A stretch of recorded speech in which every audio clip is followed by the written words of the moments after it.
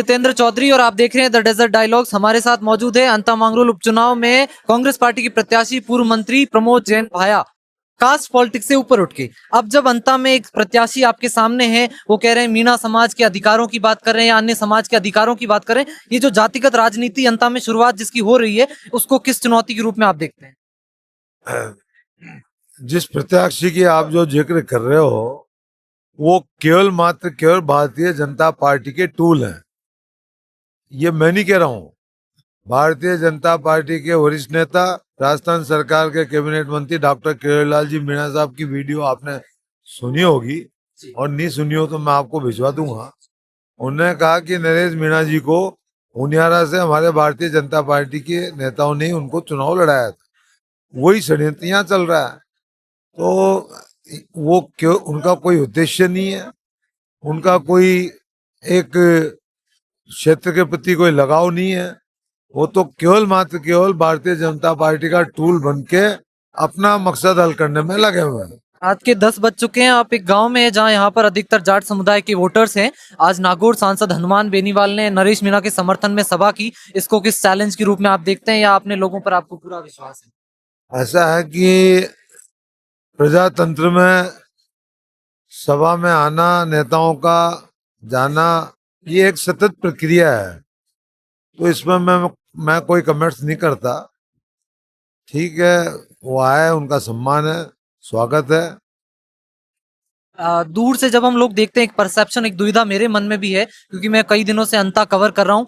दूर से ये नारा हर जगह पे ये नेता हो या बयानबाजी करते हैं कि प्रमोद जैन भाया पर भ्रष्टाचार के कई आरोप है, खूब खाया खान की झोपड़िया गांव और ये सब। और दूसरी तरफ जब मैं यहाँ आता हूँ तो ये एक लिस्ट पूरी आपके विकास कार्यों की, मांगरोल की, और लोगों के साथ हम गाँव में भी घूमते हैं तो कई तरह के काम वो बोलते हैं कि बहुत पिछड़ा क्षेत्र था, काम हुआ है वो प्रमोद जैन भाया ने करवाया, बाकी काम जो नहीं हुआ वो नहीं हुआ।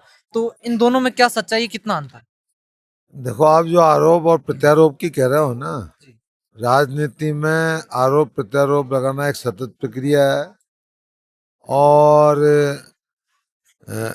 आरोप कोई भी कुछ लगा सकता है।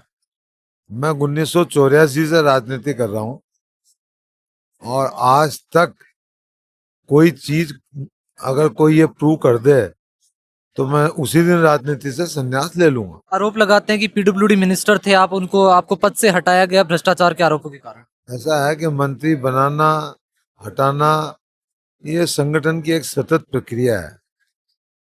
भ्रष्टाचार वाली का एक नमूना आपको बता देता हूँ कि जिस क्षेत्र में आप खड़े हो, यहाँ 1,500 रुपए की रेत की ट्रॉली मिलती थी हमारे सरकार के समय।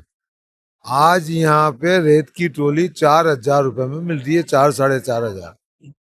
ये स्थिति मांगरोल में, ये स्थिति बारा में है। अब आप अंदाज लगा लो कि पैसा कौन खा रहा है। भाई, इतनी रेट कैसे बढ़ी? एक आरोप आपके विपक्ष का आपकी तरफ है कि भारतीय जनता पार्टी से प्रमोद जैन भाया मिले हुए हैं ओम बिरला से, और दोनों की मिली भगत से कंवरलाल मीणा, जो भारतीय जनता पार्टी के विधायक होने के बावजूद उनका निष्कासन। ऐसा है कि मैंने आपको पहले ही कहा कि आरोप तो कोई भी कुछ लगा देता है।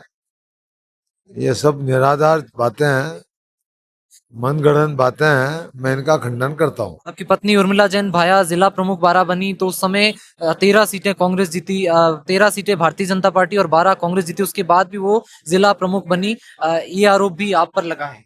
नहीं, इसमें काहे का आरोप है? ये तो प्रजातंत्र है। भारतीय जनता पार्टी के अधिक क्यों? ये तो वोट मतदाता का अधिकार है, क्यों किसको वोट दे। अधिक कोई उसमें डायरेक्टर जीत के आया, उसको भारतीय जनता पार्टी की नीतियां अच्छी नहीं लगी तो उन्होंने हमको वोट दे दिया।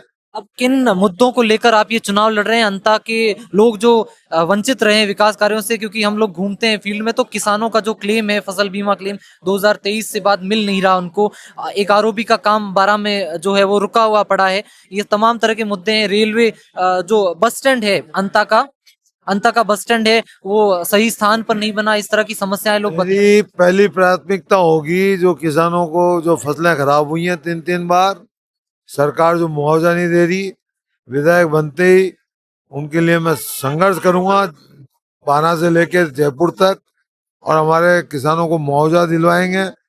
और पहली इस बार प्राथमिकता होगी कि किसानों के खेतों के रास्ते बनाना मेरी प्रथम प्राथमिकता होगी। और हमारे जो कांग्रेस शासन में जो बड़ी बड़ी योजनाएं सिंचाई की जो बाना जिले में स्वीकृत हुई हैं, उन कामों को गति देने की मेरी प्राथमिकता रहेगी, क्योंकि हमारा जिला कृषि प्रधान जिला है, ताकि किसानों को राहत मिले, यहाँ के किसान सरसब्ज हों, ये मेरी पहली प्राथमिकता है। सांसद दुष्यंत सिंह जी की